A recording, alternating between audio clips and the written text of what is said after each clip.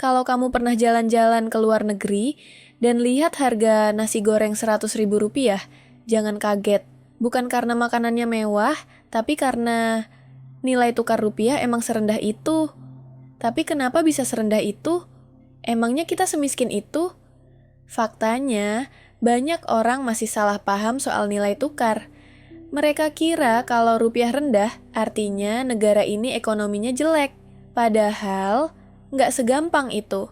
Nilai tukar itu bukan cermin langsung dari miskin atau kayanya sebuah negara, tapi lebih ke soal kepercayaan, stabilitas ekonomi, dan gimana negara itu dipandang sama dunia internasional. Sekarang gini, kita ambil contoh nyata. Tahun 1998, saat krisis moneter, nilai tukar rupiah jeblok dari Rp2.000 per dolar ke hampir Rp17.000. Gila banget. Dan waktu itu emang ada alasan kuat. Indonesia sedang mengalami krisis besar-besaran. Ekonomi hancur, investor kabur, inflasi tinggi, politik nggak stabil. Rupiah kehilangan daya karena nggak ada yang percaya lagi sama ekonomi kita saat itu. Tapi sekarang, ekonomi Indonesia udah tumbuh stabil, utang luar negeri kita nggak separah dulu, dan neraca perdagangan kita kadang surplus juga. Tapi kenapa nilai tukarnya masih rendah? Masih ada di kisaran Rp15.000 per dolar. Nah, ini menarik.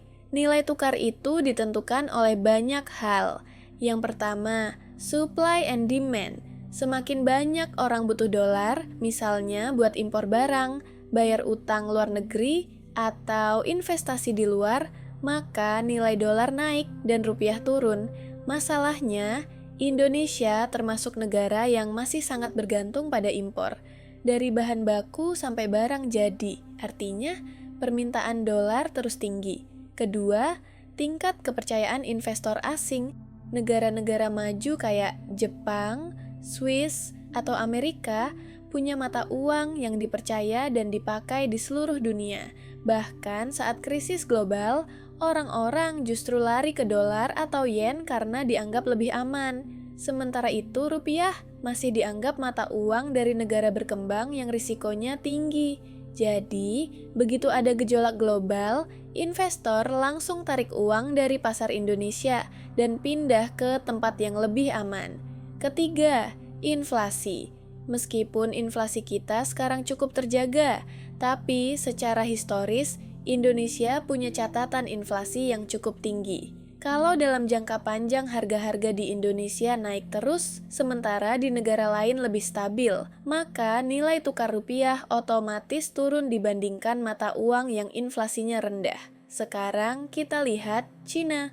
Yuan juga bukan mata uang yang super kuat, tapi kenapa kelihatannya stabil?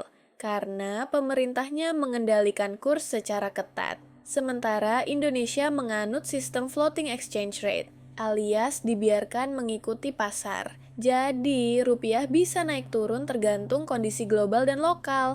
Ada kelebihan dan kekurangannya sih, tapi artinya kita nggak bisa ngontrol seenaknya. Terus, kenapa kita nggak bikin aja rupiah jadi lebih kuat? Misalnya, biar $1 sama dengan Rp5.000 gitu. Gampang ngomongnya, tapi ribet prakteknya. Karena nilai tukar itu bukan cuma angka, itu soal keseimbangan ekonomi. Kalau kita paksa rupiah jadi lebih kuat secara artifisial, bisa-bisa ekspor kita jeblok karena harga barang kita jadi mahal di mata dunia. Ujung-ujungnya ekonomi malah stagnan. Contoh yang paling nyata, Jepang. Mereka justru sengaja menjaga yen tetap lemah, supaya ekspor mereka tetap kompetitif.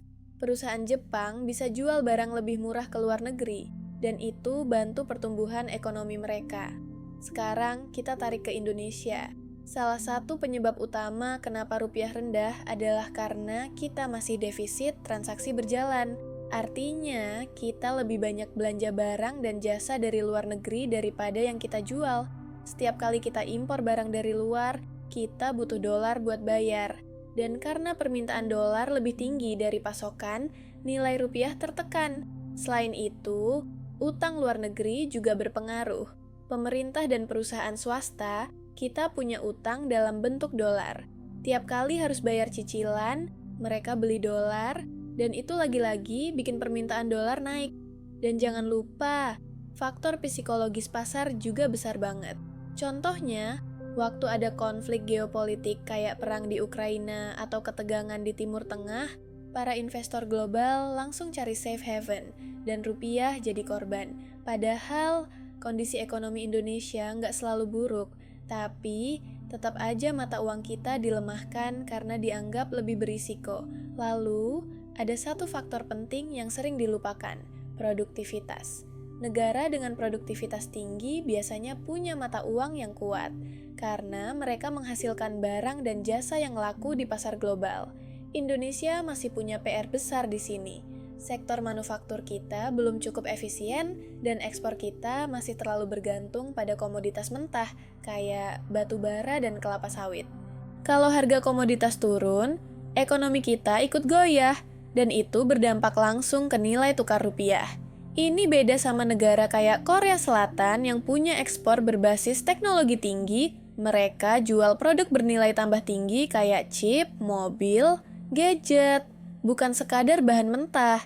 Jadi, kalau mau rupiah lebih kuat, nggak cukup cuman ngatur kurs. Kita harus bangun ekonomi dari dalam, tingkatkan produktivitas, naikkan nilai tambah ekspor, kurangin ketergantungan impor, dan perbaiki iklim investasi biar orang percaya naruh duit di sini. Semakin percaya orang asing pada ekonomi kita, semakin tinggi minat mereka pegang rupiah. Dan itu yang bikin rupiah menguat secara alami, bukan dipaksakan. Kesimpulannya, nilai tukar rupiah yang rendah bukan berarti Indonesia miskin, tapi ini cerminan dari struktur ekonomi kita yang masih dalam tahap berkembang. Rupiah akan tetap lemah kalau kita masih terlalu banyak impor, utang luar negeri tinggi, dan ekspor kita cuma ngandelin bahan mentah. Tapi kabar baiknya, semua ini bisa diperbaiki, asal kita fokus memperkuat pondasi ekonomi dalam negeri. Kalau kamu ngerasa video ini nambah wawasan, jangan lupa subscribe biar nggak ketinggalan topik keuangan menarik lainnya. Kita bakal bahas lebih banyak hal-hal kayak gini dengan gaya santai tapi tetap tajam. Sampai ketemu di video selanjutnya.